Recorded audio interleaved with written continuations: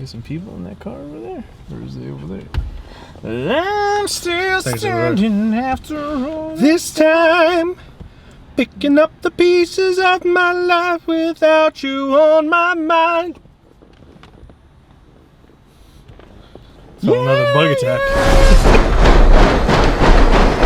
8, 7, 6, 5, 4, 3. Hello everybody and welcome again to Keystone Film Review. We just saw Barbenheimer Part 1, Oppenheimer, which is the second part of the movie but the release schedule's all off. It doesn't matter.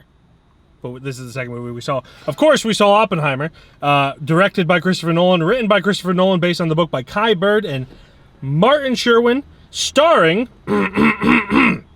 Cillian Murphy, Emily Blunt, Robert Downey Jr., Clark, Alden Ehrenreich, Scott Grimes, David Krumholtz, Josh Hartnett, Brona, Garana, Hugh, Dylan Stratton, Arnold Jenkins, Guy Bird, David Malchin, Affleck, Josh Peck, Damon, Gustav Skarsgård, Benny Safdie, Harrison Gilbertson, James Ryan, who love to hate him, Roberts, Olivia Thirlby. I know there's other people. Gary Oldman's in there. Just everyone. Everyone. The whole world is in this movie. You're in this movie. We're in this movie. Dictionary, the movie. Dictionary, well, phone book, the movie. Phone book, the movie. This, of course, is Christopher Nolan's latest film, famously released in some theaters, 70mm IMAX. We saw a 70mm IMAX. And, yeah, another one of my most anticipated movies of the year. Glenn! I haven't let you talk yet. It's hard to talk when Phone Book the movie got released. Yes. What did you think of Oppenheimer? I want to see the script and how many words were in this movie. I just need the word count. It was a lot more talking than I expected it to be. Yeah. It is weird. It's a weird IMAX movie. There are obviously sequences that not need, but like it's enhanced by the IMAX, but it's mostly a procedural drama about both the building of the atomic bomb and also the fall from grace that Oppenheimer had at the hands of certain members of the U.S. government. And like you said, it's a lot of talking, which is weird for an IMAX movie. Usually you keep those for the more action-packed ones with Christopher Nolan.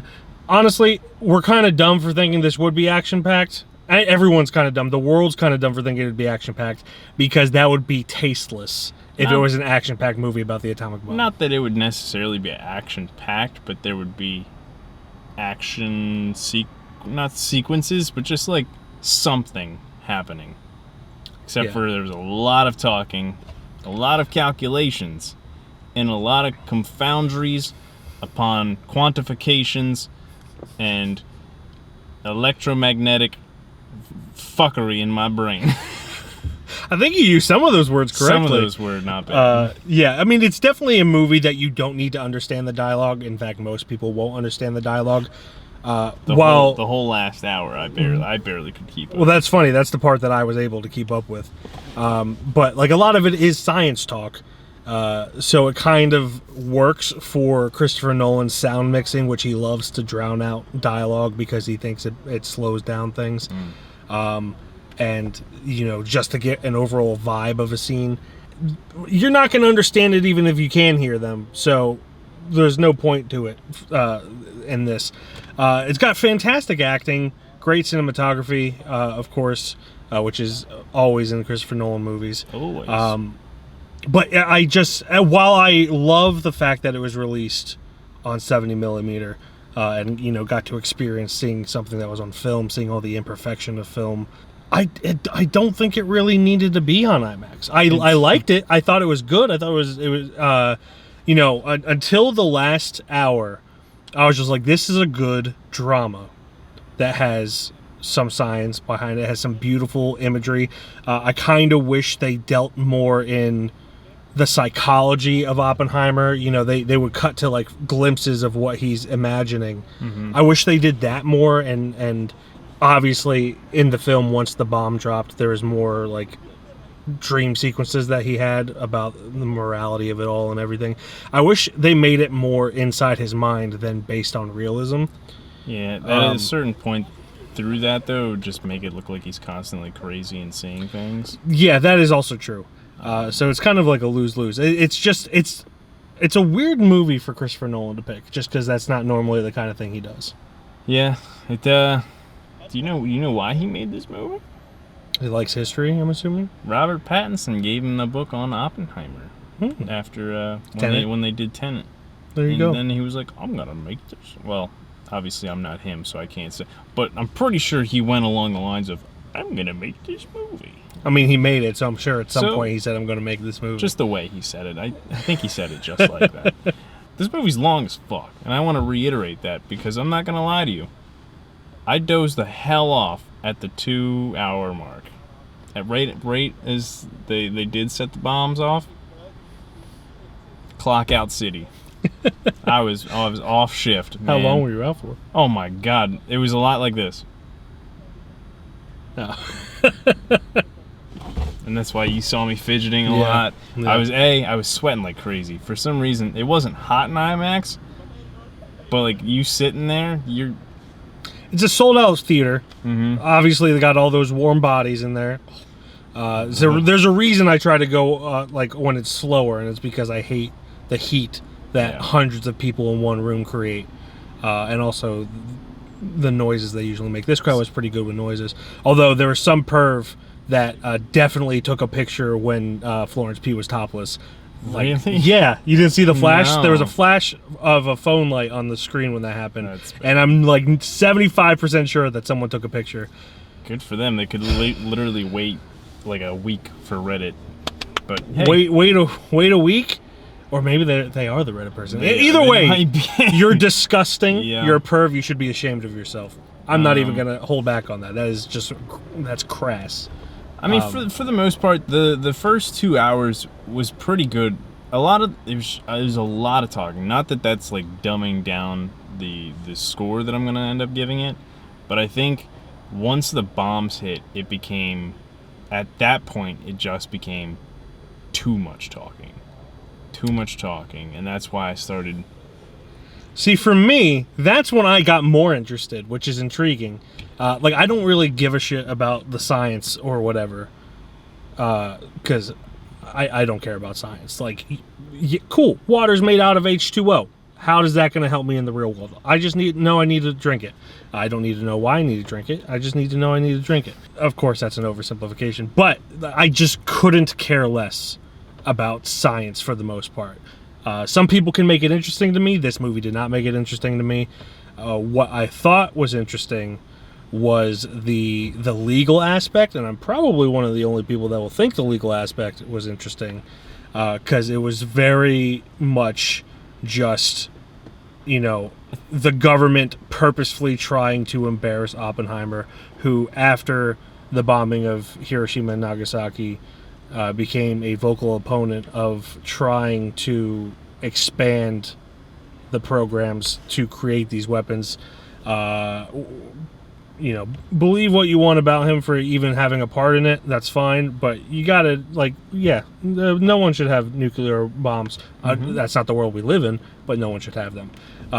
So I found that aspect interesting. There's interesting imagery with that, which I won't say because it is a spoiler. But I found it more interesting when they were doing like the legal aspect than the actual building of the bomb. And I'm probably in the minority there. For me personally, I found the sciencey stuff more entertaining for me, in that when it came to the legal stuff, it's just they're two different dynamics. Yeah. And I liked the other dynamic more than the other one. But again, there's people that might not like that part.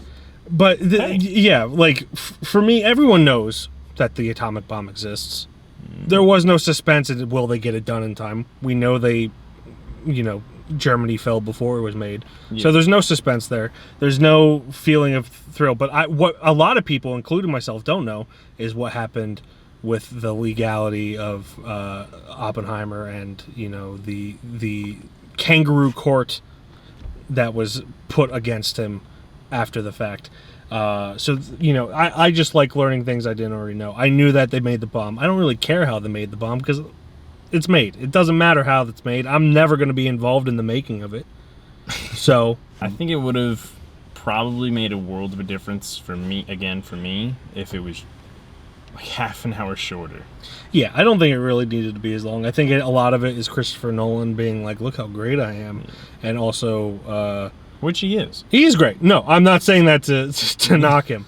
But I feel like some directors, once they're shown to be great, should still have people being like, hey, maybe you should cut this back a little bit. Now, all the information that was probably displayed on it should be there. Yeah. But from my standpoint, 2 hours and I was like this for just imagine me for another. It's also now for another hour. It's now 12:39. So Yeah. like we saw a Late Show. It's a 3-hour movie that started. It started at 9:10, but really didn't start until 9:20. And I had a warm body the whole time because I'm surrounded by other warm bodies. It was just the chemistry of concoctions and shit. Yeah. And well, there was no actual shit. Yeah. But I got my hands sticky from picking up something off the floor. The biggest thing for me, and this is no knock, I believe it's Ludwig Göransson, who did the score. Let me double check that. It wasn't Yeah, Zimmer? no, him and Hans Zimmer had a falling out after Dunkirk.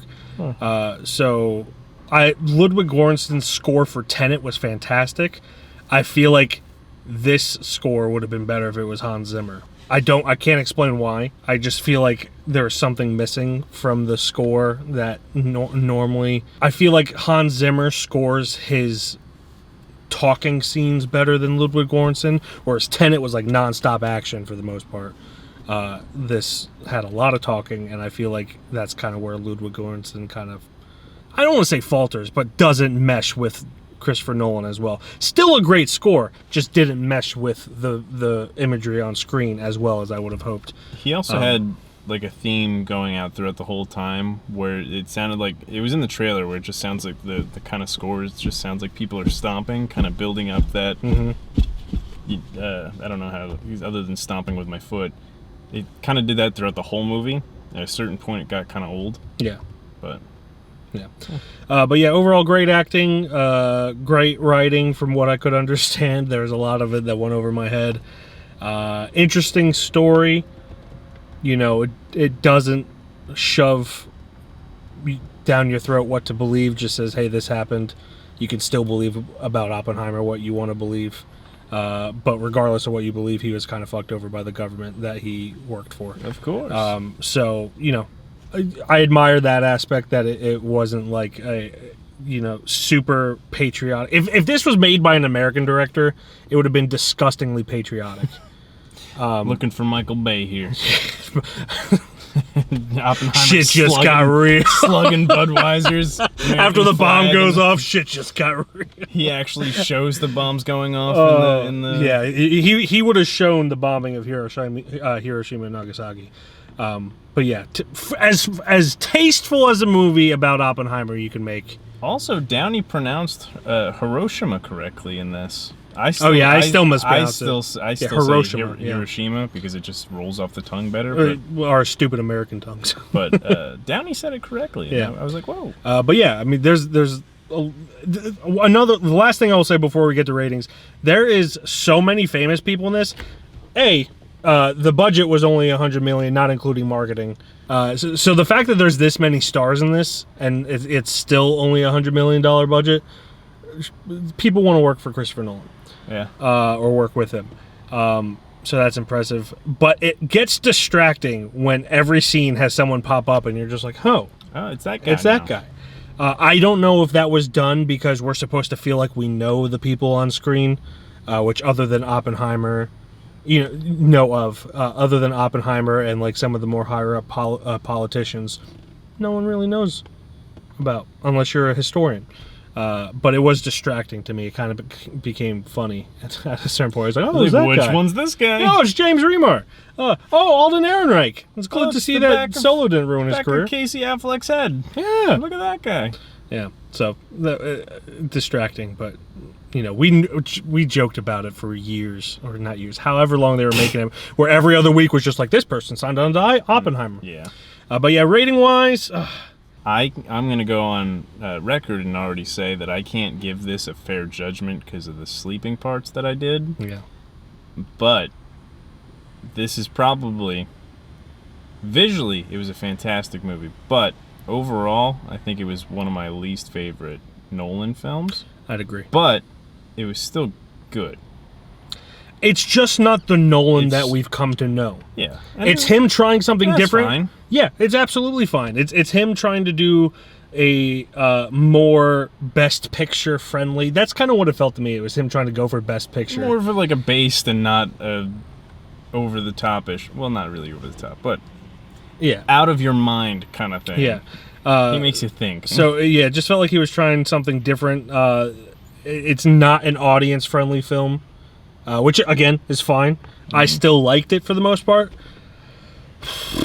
I think I'd have to give this, for technicalities, I think the technicalities of it bump it up. So I think I'm gonna settle on a 4.